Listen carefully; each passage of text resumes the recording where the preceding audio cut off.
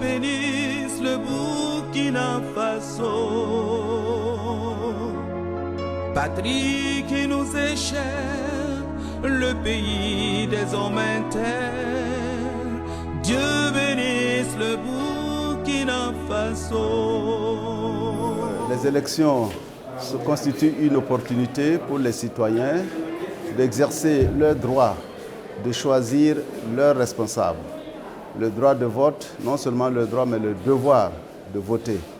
Donc nous encourageons nos chrétiens à s'acquitter de leur devoir de citoyens dans de bonnes conditions. Nous souhaitons surtout que les choses se passent dans la paix, dans le respect, dans la transparence, des élections pacifiées et acceptées par tous. Les personnes qu'ils connaissent, d'abord, qui est-ce qu'ils vont choisir? Au-delà de chaque parti a un programme. Ils doivent tenir compte des programmes. Ils doivent tenir compte des personnes.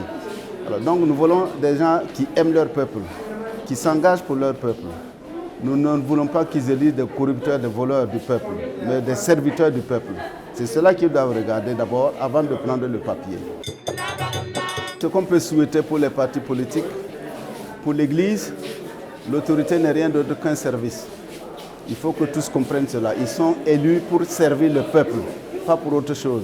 Ce n'est pas pour se servir. Nous sommes à l'école de Jésus-Christ, venus donner sa vie pour servir et non pour être servis. Nous souhaitons que tous ceux qui prétendent être au-devant de la vie politique, de la vie publique, qu'ils se considèrent et qu'ils se comportent en serviteurs du peuple de Dieu, venus pour servir et non pour être servis, venus pour faire le bonheur de l'ensemble du peuple de Dieu, sans distinction aucune, et c'est cela qu'on appelle le bien commun. On n'a pas autre chose à dire que la doctrine de l'Église et l'Évangile qui nous apprend à être de fidèles et bons serviteurs les uns pour les autres, pour un monde meilleur, pour un monde où chacun se retrouve et où l'ensemble aussi se retrouve dans ses droits et dans ses devoirs. Que la paix tant recherchée, gage de la liberté, pilier de prospérité, chez nous soit réalité.